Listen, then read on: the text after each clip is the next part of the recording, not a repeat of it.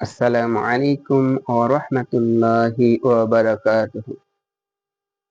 আলহামদুলিল্লাহ, মহান রব্বুল আলামিনের একান্ত মেহেরবানি। মহান রব্বুল আলামিন আমাদেরকে ইসলাম এবং মুসলিম দুটি গুরুত্বপূর্ণ বিষয় নিয়ে কিছু কথা বলার সুযোগ দিয়েছেন। এই জন্য মহান রব্বুল আলামিনের প্রতি কৃতজ্ঞতা জানাচ্ছি আলহামদুলিল্লাহ।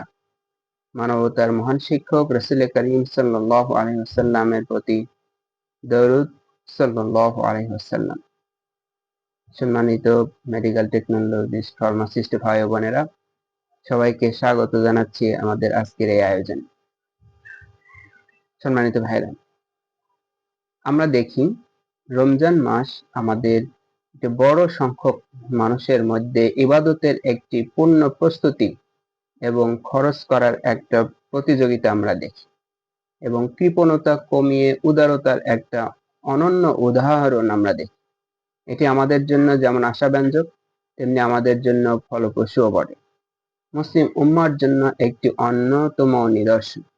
একই সাথে যখন কোরবানির ঈদ আসে, তখন মানুষের প্রতি মহানুভবতা, উদারতা এবং মহান রবের প্রতি স্যাক্রিফাইস করার যে প্রতিযোগিতা, সেটি আমাদেরকে এক অনন্য মাত্রায় নিয়ে যায় এবং নিজেদেরকে আল্লাহর নৈকট্য অর্জন করার ক্ষেত্রে যে প্রতিযোগিতা, সেই প্রতিযোগিতার ক্ষেত্রে এগিয়ে নিয়ে যায়। সুতরাং এই দুইটি বিষয় আমাদেরকে যেমন আমাদের ধর্মীয় অনুভূতির ক্ষেত্রে বাড়তি শক্তি এবং বাড়তি মাত্রা যোগ করে, তেমনি এর বিপরীতে রমজান বা কোরবানি শেষ হয়ে যাওয়ার পর আমাদের মধ্যে আগের সেই পুরনো ধ্যান ধারণা এবং অভ্যাসে আবার ফিরে আসে। এটা আমাদের জন্য তেমনি আশঙ্কা। সেই আলোকে আমাদের আজকের আলোচনার বিষয়, আমরা রমজান আসলে যে প্রস্তুতি শুরু করি, ইবাদত বন্দেগীর যে পরিবর্তন আমরা দেখি, কোরবানি আসলে আমাদের কোরবানি করার পকেটকে মানুষের জন্য উন্মুক্ত করার যে প্রতিযোগিতা আমরা দেখি, জাকাত প্রদানের ক্ষেত্রে আমরা যেমন প্রস্তুতি গ্রহণ করি, তেমনি রমজানের সময়, কোরবানির সময় পার হয়ে যাওয়ার পর আমরা আবার পূর্বে অবস্থায় ফিরে আসি। আমাদের যেই নৈতিক উন্নতি এবং সেই আলোকে জীবনযাত্রার যে পরিবর্তন, সেটা কাঙ্ক্ষিত মাত্রায় আমরা আর থাকতে পারি না অথবা দেখতে পাই না। এই অবস্থা থেকে আমাদের বের হয়ে আসার জন্য আরো একটি তীব্র প্রতিযোগিতার প্রয়োজন। আমাদের আলোচনার বিষয় হচ্ছে, আমরা কেন আমাদের উন্নত চরিত্র তৈরি হওয়ার শুরু করার পর আবার আমরা হারিয়ে ফেলছি। আমরা আমাদের ইবাদত বন্দেগী বাড়িয়ে তোলার পর আবার কেন ছাড়িয়ে দিচ্ছি। আমরা নিজেদেরকে যেই কাঙ্ক্ষিত মাত্রায় আশা করি, সেই কাঙ্ক্ষিত মাত্রায় নিজেদেরকে নিয়ে যেতে পারি না, মাঝপথে আবার থেমে যাই, আবার শুরু করি, আবার শয়তানে অসহায় নিজেদেরকে পথ হারিয়ে ফেলি। কেন এমনটি হয়, সেই জায়গাটা আমাদের গুরুত্বপূর্ণ। আমরা যদি সেখান থেকে ফিরে আসতে পারি, আমাদের সমস্যার জায়গাগুলো আমরা বের করতে পারি, তাহলে আমাদের কাঙ্ক্ষিত পরিবর্তনের জায়গায় পূর্ণ প্রস্তুতি নিয়ে যাত্রা শুরু করতে পারি। সুতরাং প্রিয় ভাইরা, যারা সায়েন্স পড়ে, তাদের জন্য আল্লাহকে সৃষ্টিকর্তা এবং আল্লাহকে রব হিসাবে মেনে নেওয়ার যেই প্রেরণা, যে শক্তি যতটা প্রবল, তেমনি যারা মেডিকেল সায়েন্সে পড়ে তাদের জন্য আরো প্রবল। সুতরাং সাধারণ মানুষ থেকে, সাধারণ শিক্ষা থেকে যেমন উন্নত, তেমনি সাধারণ শিক্ষা থেকে সায়েন্স পড়ুয়ারা আরো বেশি উন্নত। সায়েন্সের মধ্যে যারা মেডিকেল সায়েন্স পড়ে তাদের সম্ভাবনা আরো বেশি। সুতরাং জীবন এবং জীবিকা দুইটা মানুষকে আল্লাহর নৈকট্য অর্জনের ক্ষেত্রে একটা বাড়তি শক্তি এবং সম্ভাবনা তৈরি করে। সুতরাং আমরা মনে করি মেডিকেল টেকনোলজিস্ট অঙ্গনের এই পেশাজীবীরা তাদের আল্লাহর নৈকট্য অর্জনের ক্ষেত্রে আরো শক্তিশালী ভাবে, মজবুত ভাবে, দৃঢ়তার সাথে এগিয়ে যেতে পারবে, নিজেদেরকে উন্নত চরিত্র তৈরি করতে সক্ষম হবে ইনশাআল্লাহ। সুতরাং আমরা আমাদের মূল আলোচনায় ফিরে যেতে চাই। আমাদের যখন রমজান মাস আসে, তারাবিতে অংশগ্রহণ করার জন্য যেমন প্রতিযোগিতা থাকে, যখন ইফতারি দোয়া কবুলের সময় আসে তখন মোনাজাত করার যেমন তীব্র প্রস্তুতি থাকে, তেমনি আমাদের মধ্যে একটি গুরুত্বপূর্ণ বিষয় লক্ষণীয় যে আমরা ফজর, জহর, আসর, মাগরিবের তুলনায় আমরা জুমার দিনে জুমার নামাজ অংশগ্রহণটাকে আরো বেশি গুরুত্ব দিয়ে থাকি এবং অধিক পরিমাণ সংখ্যক লোককে আমরা মসজিদ উপচে রাস্তায় দাঁড়িয়ে নামাজ আদায় করতে দেখি। এটা আমাদেরকে খুব প্রশান্তি দেয় এবং অনুপ্রেরণা দেয়।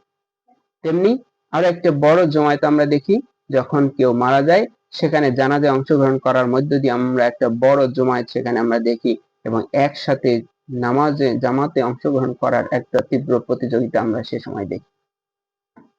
তার পাশাপাশি এখানে যেমন আমাদের সামাজিক শিক্ষা পাওয়া যায়, তেমনি নেতৃত্ব মানার একটা তীব্র অনুগত শৃঙ্খলা সেখানে দেখতে পাওয়া যায়। এর পাশাপাশি সবচাইতে বড় আয়োজন হয়ে থাকে ঈদের নামাজ। ঈদের নামাজের সময় আমরা পার্শ্ববর্তী বিভিন্ন গ্রামের লোকেরা একই জায়গায় এসে আমরা এক ইমামের পিছনে একটা বড় জামাতে অংশগ্রহণ করি। পারস্পরিক মহব্বতের জায়গা, সম্মিলন হওয়ার জায়গা এবং পারস্পরিক শ্রদ্ধাবোধের জায়গার একটা মহা মিলনে পরিণত হয়। এটা আমাদেরকে এই অনুপ্রেরণা দেয়, মুসলিম বিশ্ব, মুসলিম জাতি সত্তা তারা চাইলে যে কোনো অন্যায় অবিচারের বিরুদ্ধে যেমন ঐক্যবদ্ধ হতে পারে, তেমনি একটি শৃঙ্খলায় থেকে আল্লাহর নৈকট্য অর্জনের ক্ষেত্রে নিজেদেরকে ইস্পাত কঠিন মজবুতি সহকারে তারা তাদের নিজেদের অবস্থানকে প্রমাণ করতে পারে। সুতরাং এই অংশটা যেমন আমাদেরকে আশাব্যঞ্জক করে তোলে, এর পাশাপাশি আমাদেরকে কিছু হতাশার দিকও রয়েছে। ঈদের নামাজের এত বড় জমায়েতে আমরা যেমন করে অংশগ্রহণ করছি, তার বিপরীতে এই নামাজটা কারো কারো মতে সুন্নত, কারো কারো মতে ওয়াজিব। সুন্নত বা ওয়াজিব যাই হোক, এত গুরুত্বপূর্ণ এই ইবাদতে আমরা যত গুরুত্ব সহকারে নিচ্ছি, ঠিক আশঙ্কার জায়গা হচ্ছে ঈদের দিন ফজরের নামাজে আমরা এই পরিমাণ লোককে মসজিদে অংশগ্রহণ অনেক ক্ষেত্রে দেখতে পাই না। আরো একটি আশঙ্কার জায়গা হচ্ছে ঈদের দিন জোহরের নামাজে আমরা মসজিদগুলোতে ওই পরিমাণ সংখ্যক লোককে একসাথে জামাতে আদায় করতে দেখি না। অর্থাৎ প্রত্যেকটা গ্রামে গ্রামে পাড়ায় মহল্লার মসজিদের জোহরের নামাজের মুসল্লি সংখ্যককে যদি একসাথে যোগ করা হয়, এরপরেও ঈদের নামাজের টোটাল সংখ্যার অর্ধেকেও আমরা দেখতে পাই না।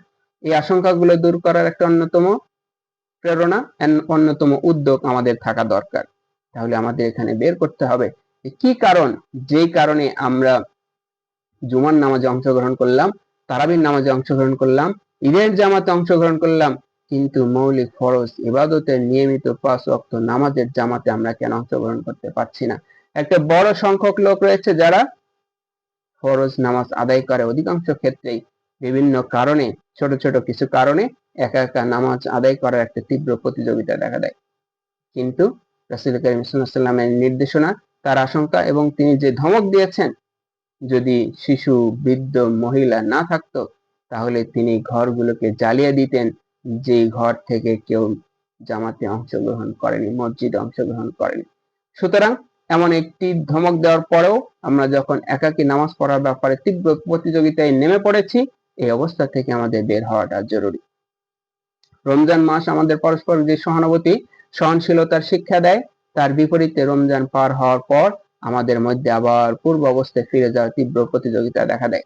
আমরা ধরেই নেই যে শয়তান শৃঙ্খলিত থাকার কারণে যে প্রেরণা আমাদের থাকে, তেমনি শয়তান বের হয়ে আসার পর ধর্মীয় প্রেরণা কমে গিয়ে শয়তানি ওয়াসওয়াসা আমাদের মধ্যে আবার ঝেঁকে বসে।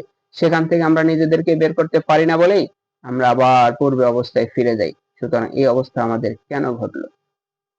আমরা দুইটা ঘটনা এখানে আমরা সামনে এনে এই অংশটায় ইতি টানতে চাই। সম্মানিত ভাই ও বোনেরা, আপনার দুইটা জিনিস খেয়াল করার চেষ্টা করুন।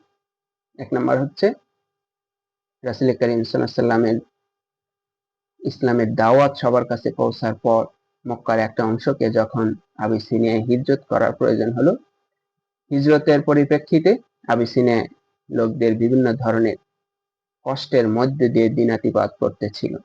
এই অবস্থায় তারা যতটুকু ইসলাম বুঝেছে, যতটুকু ইসলাম গ্রহণ করার সুযোগ পেয়েছে, সেই আলোকে নিজেদেরকে ইসলামী চর্চা, আল্লাহর অনুগত বান্দা হিসেবে নিজেদেরকে আপ্রাণ টিকে থাকার, লেগে থাকার চেষ্টা অব্যাহত রেখেছে। রাসূল করিম সাল্লাল্লাহু আলাইহি ওয়াসাল্লামের হিজরতের পর মক্কা থেকে সংবাদ পাঠানো হলো আবিসিনিয়ার লোকদেরকে ফিরে আসার জন্য, যে মক্কায় ইসলাম বিদ্বেষীদের সংখ্যা কমে এসেছে। রাসূল করিম সাল্লাল্লাহু আলাইহি ওয়াসাল্লামের আহ্বানে সবাই সাড়া দিয়েছে, এই অবস্থায় তোমরা ফিরে আসো। আবিসিনিয়া একটা সংখ্যক লোক যখন ফিরে আসলো, আসার পরে দেখলো মক্কায় ইসলামের অবস্থান আরো শোচনীয় হয়েছে। আল্লাহ রাসূল সাল্লাল্লাহু আলাইহি ওয়াসাল্লাম নিজেকেই হিজরতের পথে পাড়ি জমাতে হয়েছে। এই অবস্থায় উম্মে সালামা রাদিয়াল্লাহু তাআলা আনহা তাকে এমন একটা অস্বস্তিকর, বিব্রতকর, অপ্রীতিকর অবস্থার মধ্যে পড়তে হলো, যেখানে আবু সালামা এবং উম্মে সালামা দুইজনকে পরস্পরের থেকে আলাদা করে ফেলানো হলো এবং তাদের 6 মাস বয়সী শিশু সন্তানকে তার মার কাছ থেকে আলাদা করে ফেলানো হলো। এই অবস্থায় আবু সালামা তিনি মক্কা থেকে মদিনায় হিজরত করে আল্লাহ রাসূল সাল্লাল্লাহু আলাইহি ওয়াসাল্লামের দরবারে উপস্থিত হলেন। উম্মে সালামাকে তার মায়ের বাড়িতে ফিরে দেওয়া হলো।